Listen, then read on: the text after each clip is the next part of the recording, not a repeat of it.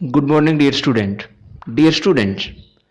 देखिए, इलेक्ट्रिसिटी में हम रेजिस्टेंस और रजिस्टिविटी के बारे में पढ़ चुके हैं कि रेजिस्टेंस क्या होता है और रजिस्टिविटी क्या होती है।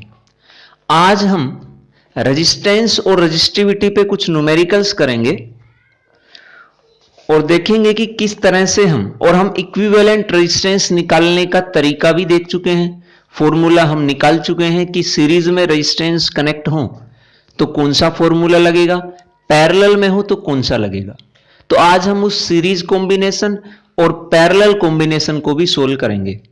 सबसे पहले एक क्वेश्चन है, मैं यहां सिर्फ स्टेटमेंट पढ़ूंगा और आंसर यहां बोर्ड पे हम सोल्व करेंगे। पहला क्वेश्चन है, कहता है find the resistance of a nichrome wire of length 1 metre. एक निक्रोम वायर है, जो चीजें दे रखी है वो हम लिखेंगे। एक निक्रोम वायर है जिसकी लेंथ है 1 मीटर। एरिया है इस निक्रोम वायर का 2 मिलीमीटर स्क्वायर। मतलब यहां से अगर हम इसको ऐसे लिखें, ये अब देखिए आप, ये मीटर में, ये मिलीमीटर में, तो हमें इसको भी बदलना पड़ेगा मीटर में। तो इसको जब हम मीटर में बदलेंगे तो हम इस m को हटाना चाहते हैं। एक m को जब हटाएंगे तो देखिए यहां क्या बनेगा, ये मिलीमीटर का स्क्वायर है, मतलब 2 बार mm है। अगर एक बार इसको हटाएंगे तो बनेगा 2 इंटू 10⁻³ मीटर। इसको हटाएंगे तो बनेगा 10⁻³ मीटर। मतलब एक m का हटाने का मतलब 1 मिली होता है 10⁻³ साथ में मीटर था तो हमने मीटर लगा दिया, जैसे ये लगा हुआ है। सो ये बन गया 2 इंटू 10⁻⁻6 मीटर। ये एरिया हमारा मीटर में आ गया है, लेंथ भी मीटर में थी। ठीक है, कहता है the resistivity of nichrome wire is, resistivity बोला है, ध्यान रखिए, मतलब रो की वैल्यू है 100 इंटू 10⁻⁻6 ओम मीटर। ये 3 चीजें हमें दे रखी हैं। कहता फाइंड आउट द रेजिस्टेंस। अब ये निकालने के लिए सिर्फ आपको एक चीज की जरूरत है और वो है फॉर्मूला। अगर आप फॉर्मूला याद रखते हैं तो आप निकाल पाएंगे। फॉर्मूला था rho L upon A, R equals to rho L upon A. आपको रेजिस्टेंस निकालना है, ये तीनों चीजें पता है तो आप निकाल पाएंगे। रो पता है 100 इंटू 10⁻⁻6, लेंथ पता है 1 मीटर, एरिया पता है 2 इंटू 10⁻⁻6। इससे ये कैंसिल आउट, ये बनेगा 50। रेजिस्टेंस आपका आ गया है इस निक्रोम वायर का 50 ओम। यही आपको निकालना था। बस इसमें क्या चीजें की हमने, एक तो हमने यूनिट चेंज की है। एक यूनिट में ही हम पूरे क्वेश्चन में रखेंगे, एक ही यूनिट को रखेंगे। यहां हमने पूरे क्वेश्चन को एक यूनिट में रखा, मीटर में। सो मिलीमीटर को भी हमने मीटर में बदला और फिर बाद में ये फॉर्मूला लगाया जिसकी मदद से हम बहुत इजीली निकाल पाएंगे। अब आता है क्वेश्चन नंबर 2। इसमें कहता है find the resistance of a nichrome wire of length 1 metre. चलो इसमें तो हमने ये ऐसा तो कर ही लिया है और इसमें हम करेंगे, देखिए, चलो एक क्वेश्चन और ऐसा ही कर लो। Find the resistance of an ebonite rod of length 1 metre. एक एबेनॉइड रोड है जिसकी लेंथ है 1 मीटर। यहां थी निक्रोम की, यहां ebonite rod. Area of cross section 2 mm square. फिर से यहां पे आप इसको ऐसे करेंगे, ये स्क्वायर केवल mm का है, कभी ये समझो 2 का है तो 2 को हम एक ही बार लिखेंगे, लेकिन mm का स्क्वायर होने के कारण हम इसे 2 बार लिख पाएंगे। अब यहां एरिया इक्वल्स टू 2, एक m के लिए हमने लगाया 10⁻³ मीटर बन गया। इस m के लिए लगाया 10⁻³ मीटर बच गया। ये आया 2 into 10⁻⁻6 metre square. So area आ गया आपके पास, लेंथ आ गई है। साथ में कहता है the resistivity of the rod is, resistivity is 10⁻16 ohm metre. Resistivity भी इसने दे रखी है। फिर से कहता है रेजिस्टेंस निकालिए। दोबारा से वही फॉर्मूला यूज करेंगे, R equals to rho L upon A। R equals to rho L upon A। Rho की वैल्यू है 1, सॉरी रो की वैल्यू है 10⁻16, लेंथ की वैल्यू है 1 मीटर, एरिया है 2 इंटू 10⁻⁻6।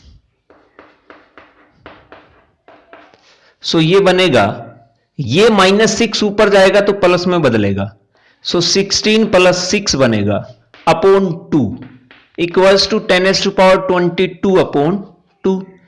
इस 10⁻22 को क्या हम ये नहीं लिख सकते हैं, ऐसे लिख लिया, ये 2 से ये 10 कैंसिल आउट, यहां R बचेगा 5 into 10⁻21 ohm. This is the resistance of this ebonite rod. So इस तरह से आप निकाल पाएंगे कि यहां पे रेजिस्टेंस कितना आएगा। अब आप देखिए, एक क्वेश्चन है, इसमें कहता है you have a resistance of 5 ओम। हमारे पास एक रेजिस्टेंस है जिसकी वैल्यू है 5 ओम, ठीक है। You cut it into 4 equal parts. 4 equal parts में हमने इसको कट कर दिया। What is the resistance of each part. Her part का रेजिस्टेंस बताइए कितना आएगा। अब मान लो कि ये वायर है, इस वायर की लेंथ अगर हम L मान ले, पहले L लेंथ थी तो रेजिस्टेंस था 5 ohm. Resistance equals to rho L upon A। L length थी, रो रेजिस्टिविटी थी, A एरिया था, उस कंडीशन में रेजिस्टेंस आया 5। यह चीज इसने बता रखी है। अब इस L लेंथ को हमने 4 इक्वल पार्ट्स में डिवाइड कर दिया। सो 4 इक्वल पार्ट्स में जब हम इसको डिवाइड करेंगे तो एक तो यहां तक, एक यहां तक और एक यहां तक, ये 4 पार्ट्स हमारे बन गए हैं। अब इन चारों में से एक पार्ट का रेजिस्टेंस कितना बनेगा वो हमें बताना है। जब हमने इसको डिवाइड किया, क्या रेजिस्टिविटी की वैल्यू चेंज हुई? रेजिस्टिविटी थी per unit length per unit area का रेजिस्टेंस, तो यूनिट लेंथ और यूनिट एरिया सेम रहेंगे। आप इतनी लेंथ का देखिए चाहे इतनी लेंथ का देखिए, रेजिस्टिविटी सेम मटेरियल की चेंज नहीं होगी, तो रेजिस्टिविटी चेंज नहीं हुई। क्या ये area of cross section change हुआ? ये भी चेंज नहीं हुआ, सिर्फ ये L चेंज हुई है, लेंथ चेंज हो रही है, और लेंथ चेंज होने से रेजिस्टेंस चेंज होगा। इसका मतलब रो और एरिया ऑफ क्रॉस सेक्शन तो कांस्टेंट आ गए हैं, सो रेजिस्टेंस डिपेंड करेगा अभी केवल लेंथ पे। अब लेंथ कितनी कर दी है आप देखिए, जब हमारे पास L लेंथ थी तो रेजिस्टेंस था 5, L लेंथ में 5 रेजिस्टेंस था। जब 1 लेंथ थी तो रेजिस्टेंस आया 5/L। एक पार्ट की कितनी लेंथ होगी? 4 पार्ट्स में डिवाइड किया है, इक्वल पार्ट्स में किया है, तो ऑब्वियसली एक की लेंथ होगी L/4। L लेंथ में 5 ओम रेजिस्टेंस, यूनिट लेंथ में 5/L। बताइए L/4 का कितना रेजिस्टेंस? 5/L into L/4। ये मैथमेटिक्स आप करते हैं ऐसे ही। सो ये रेजिस्टेंस आ गया है आपके पास, R1 नाम दे दीजिए। R1 is the resistance of one part whose length is L/4। ये उस पार्ट का रेजिस्टेंस है जिसकी लेंथ है L/4। सो इस तरह से आप रेजिस्टेंस निकाल सकते हैं। उसके बाद है ये क्वेश्चन, आप देखिए, कहता है the length of a wire is doubled by pulling it. चलो इसकी मैं स्टेटमेंट लिख देता हूं। Question number 4, the length of a wire is doubled by pulling it। एक लेंथ है, एक वायर है जिसकी लेंथ को हमने डबल कर दिया है खींचकर। बताइए find the new resistance. Double करने के बाद कितना रेजिस्टेंस आएगा वो हमें बताना है। सो देखिए, मान लो इनिशियल ये रोड थी, ए एरिया ऑफ क्रॉस सेक्शन था, एल लेंथ थी, रो इसकी रजिस्टिविटी थी, तो रेजिस्टेंस आएगा R equals to row L/A। ये रेजिस्टेंस आ गया है। कहता है कि हमने इस वायर को खींच करके इसकी लेंथ डबल कर दी, मतलब जो इतनी वायर थी अब की बार उसको हमने इतना कर दिया है। सो हमने इसकी लेंथ को डबल कर दिया। अब लेंथ को डबल करने से क्या फर्क पड़ेगा, आप देखिए, जब हम इसकी लेंथ को डबल करेंगे तो इसका जो एरिया बनेगा वो एरिया कम हो जाएगा। ये आपको पता होना चाहिए। जैसे जैसे हम इसको खींचते हुए जाएंगे वैसे वैसे इसकी थिकनेस कम होती हुई जाएगी। ये ध्यान रखने की बात है। सो अगर लेंथ अगर डबल हो गई है तो इसका एरिया कम हुआ होगा, क्योंकि आप जैसे जैसे खींचेंगे इसकी मोटाई कम होती जाएगी। कितनी कम होगी? अगर पहले एरिया A था तो अब एरिया बनेगा A/2। डबल की है लेंथ तो एरिया हो गया है आधा, A/2 हमारे पास एरिया आ गया है। अब रेजिस्टेंस कितना आएगा? R1 इक्वल्स टू, क्या लेंथ एरिया चेंज होने से रजिस्टिविटी चेंज हुई? रजिस्टिविटी चेंज नहीं होगी। सो हमने रो लिखा था यहां भी रो ही लिखा। लेंथ बन गई है हमारी L1 और एरिया आ गया है A1। रो L1 की वैल्यू है 2L, एरिया की वैल्यू है A1 की A/2, तो ये 2 ऊपर जाएगा। R1 equals to 4 row L/A। कहने का मतलब 4 टाइम्स ऑफ इनिशियल रेजिस्टेंस।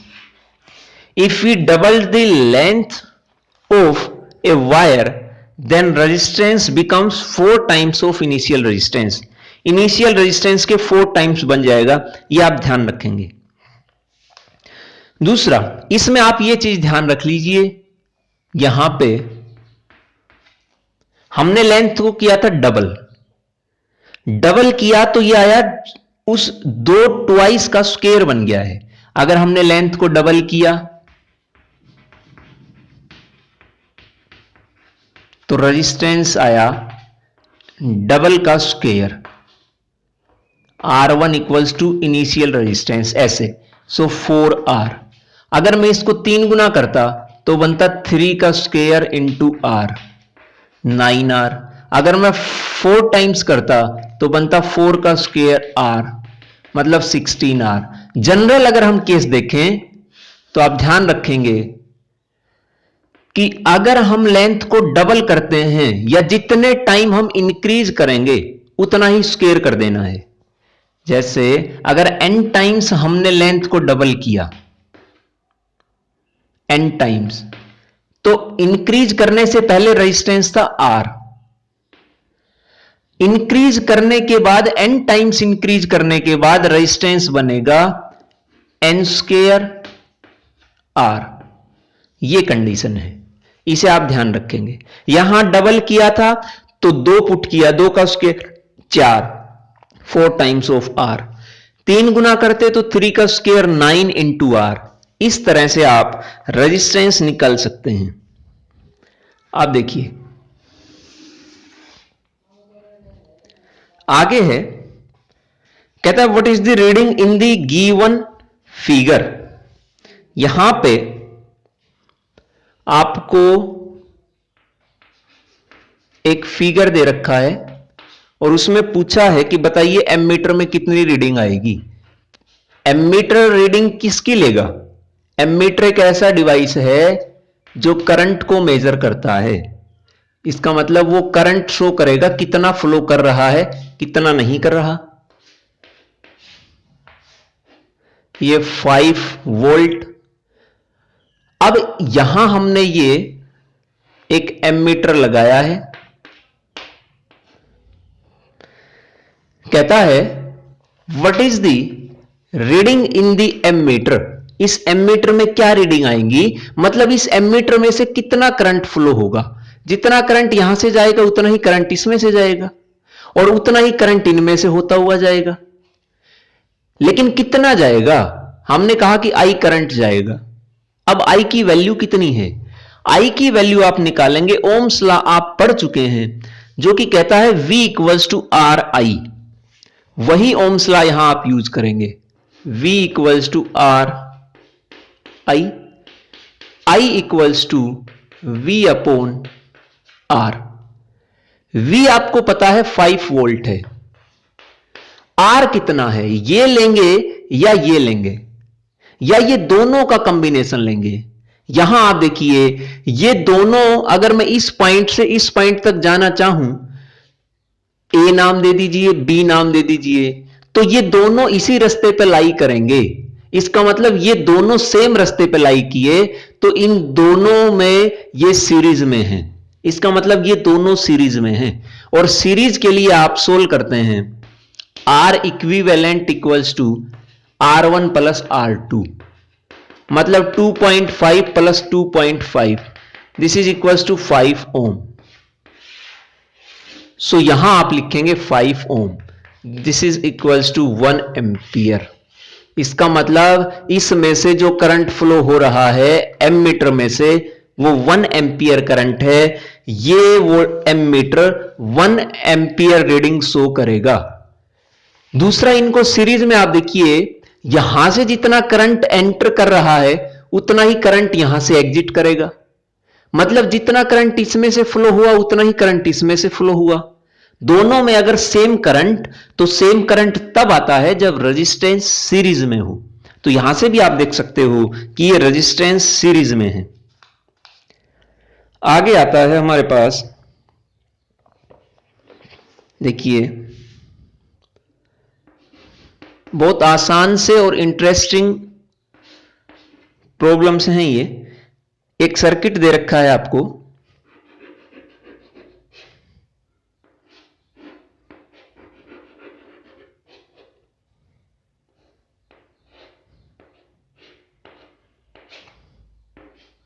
कुछ इस तरह से।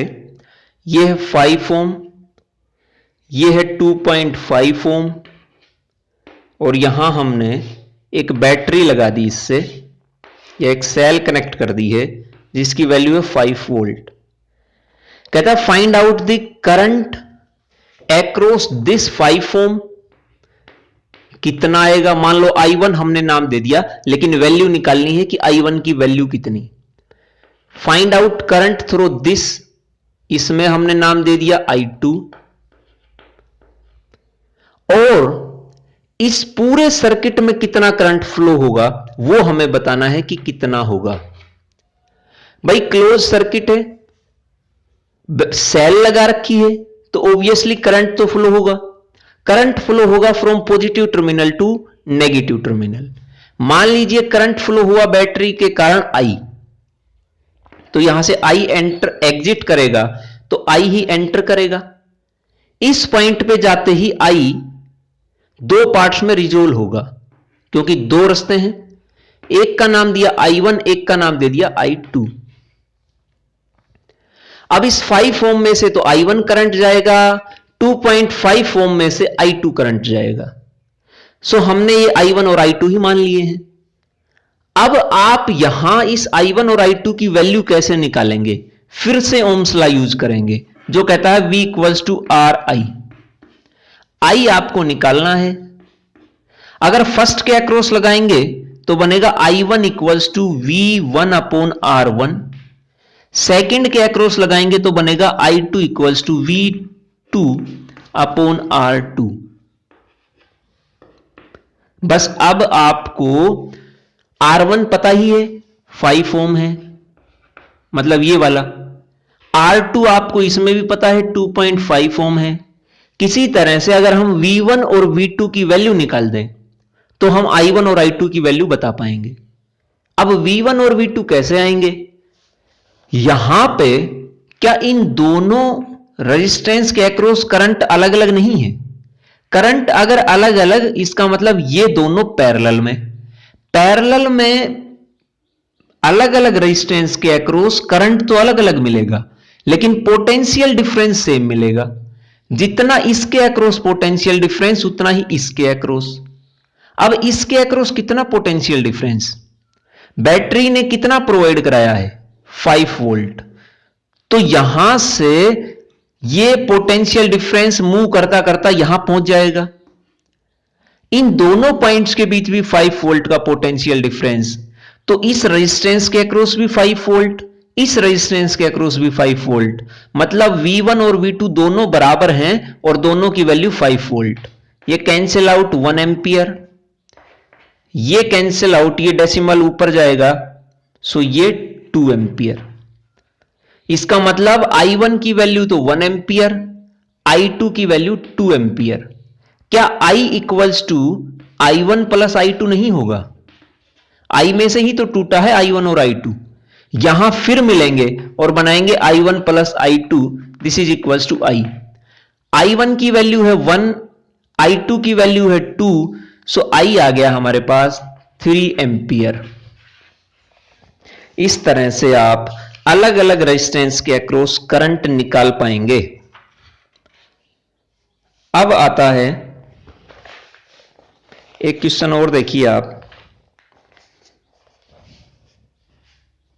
बहुत मुश्किल नहीं है ये, बस आपको पता होना चाहिए कि इनको अप्रोच कैसे करना है, तो फिर आप बहुत इजीली कर पाएंगे।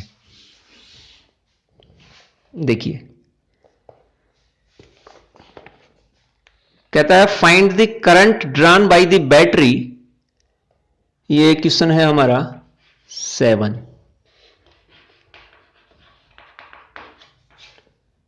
Find the current drawn by the battery and potential difference between A and B. एक सर्किट आपको दे रखा है,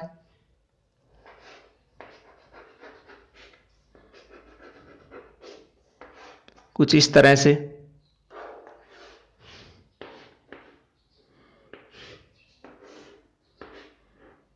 ये 5 वोल्ट, ये 5 ओम, ये भी 5 ओम, ये 10 ohm. Find the current drawn by the battery. इस बैटरी ने करंट फ्लो कराया होगा, यहां पॉजिटिव से तो एग्जिट करेगा और नेगेटिव में यहां से आता हुआ एंटर करेगा। मान लो आई करंट इसने फ्लो कराया, ये आई करंट यहां से यहां जाएगा, यहां पहुंचेगा और यहां से फिर यहां भी चला जाएगा। लेकिन यहां जाते ही करंट को 2 रास्ते मिलेंगे, कुछ करंट इसमें से जाएगा और कुछ करंट इसमें से। इसका नाम दे दिया I1, इसका नाम दे दिया I2। क्या यहां से I1 यहां पहुंचेगा? क्या यहां से I2 यहां पहुंचेगा? दोनों फिर मिलेंगे और I1 प्लस I2 बनाएंगे, और I1 प्लस I2 किसके बराबर? I के बराबर। सो दोबारा यहां से होता हुआ I हमें मिलेगा। अब पूछा क्या है? पूछ रखा है find the current drawn by the battery. ये I है, ये कितना है? एक तो ये बताना है, दूसरा potential difference between A and B. एक पॉइंट है ये और एक पॉइंट है ये। ए और बी के बीच हमें पोटेंशियल डिफरेंस बताना है। What is the potential difference between A and B? So सबसे पहले अगर आप करंट निकालना चाहें तो करंट हम निकालेंगे by using Ohm's law. Ohm's law कहता है V equals to R I. अब यहां पे अगर इस I को देखें तो ये टोटल करंट है सर्किट में। अगर करंट टोटल है तो उसके अक्रॉस पोटेंशियल डिफरेंस भी टोटल आना चाहिए, और पोटेंशियल डिफरेंस भी टोटल है, करंट भी टोटल, तो रेजिस्टेंस भी टोटल रेजिस्टेंस आना चाहिए इस सर्किट का। सो यहां पे टोटल पोटेंशियल डिफरेंस है कितनी? बैटरी ने जितनी कराई उतनी, कितनी? 5 वोल्ट। सो 5 लिख दिया इक्वल्स टू, अगर टोटल करंट निकालना है तो रेजिस्टेंस की वैल्यू भी टोटल निकालनी पड़ेगी। कैसे निकालोगे? 3 रेजिस्टेंस हैं, इन तीनों का टोटल कितना आएगा? सो हमें यह देखना पड़ेगा पहले कि सीरीज में कौन है, पैरेलल में कौन है, फिर हम इक्विवेलेंट रेजिस्टेंस इन तीनों का निकाल पाएंगे और उसको यहां पुट कर देंगे। आप देखिए ये दोनों आपको देखने से ही पता चल रहा है कि सीरीज में है, सॉरी सीरीज में नहीं, पैरेलल में है। ये दोनों पैरेलल में है, लेकिन क्या ये 5 ओम इसके साथ सीरीज में? बिल्कुल सीरीज में। हम यहां से यहां जा सकते हैं। भाई मान लो, देखो हमें यहां से और यहां पहुंचना है। अब मैं यहां से यहां तक तो सीधा जाऊंगा और कोई चॉइस नहीं है, तो इस रास्ते में ही आएगा। लेकिन इस पॉइंट से आगे बढ़ते ही मैं इससे जा सकता हूं या मैं इससे जा सकता हूं, वो मेरी चॉइस है। लेकिन आप चाहे इस रास्ते से जाए चाहे इससे जाए, ये जरूर मिलेगा। अगर इससे गए तो ये इसके साथ मिलेगा, इससे गए तो ये इसके साथ मिलेगा। अगर आप एक ही रास्ते से जा रहे हैं और उस रास्ते पे जितने भी रेजिस्टेंस होंगे वो सब सीरीज में होंगे। लेकिन अब आप देखिए, अगर आप इस ऊपर वाले रास्ते से गए तो ये आया रास्ते में और ये आया, इसका मतलब ये दोनों सीरीज में। लेकिन अगर आप इस रास्ते से गए तो ये आया और ये बना, अब की बार ये दोनों सीरीज में, इसका मतलब ये इसके साथ भी सीरीज में, ये इसके साथ भी सीरीज में। किसके साथ लेंगे फिर आप? इसके लिए पहले आप इन दोनों का सोल्व करिए, इन दोनों को सोल्व करिए। देखिए ये दोनों पैरेलल में हैं, सो पैरेलल के लिए हमने लिखा था 1/R1 प्लस 1/R2। R1 की वैल्यू 5, R2 की वैल्यू 10, सो ये बनेगा 10 R पैरेलल इक्वल्स टू 10/3 ओम। अगर मैं इन दोनों को हटा के इतना रेजिस्टेंस लगा सकता हूं, सो हमने लगाया ये 10/3 और ये था 5 ओम, और सेल लगा रखी है जिसकी पोटेंशियल डिफरेंस है 5 वोल्ट। अब आप देखिए, अब हमें पता चल गया कि इन दोनों का जो इक्विवेलेंट था वो इतना। इस इक्विवेलेंट के साथ अब इसको सीरीज में लीजिए आप। जहां भी ऐसी प्रॉब्लम आए तो उससे पहले आप वहीं सोल्व करेंगे, फिर उसको ऐड करेंगे। आप देखिए, आप अब सीधा सा पता चल गया कि ये दोनों सीरीज में हैं, तो सिंपली ऐड करेंगे 5 प्लस 10/3, 15 प्लस 10/3 मतलब 25/3 ओम। ये हो गया। ये आर इक्विवेलेंट है, this is the total resistance of this circuit.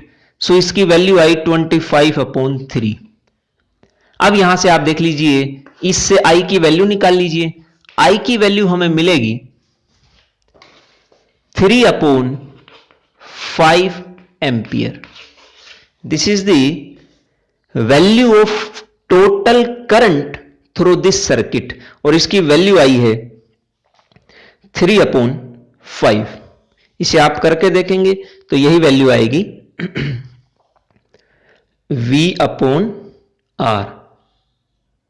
ठीक है, सो 3/5।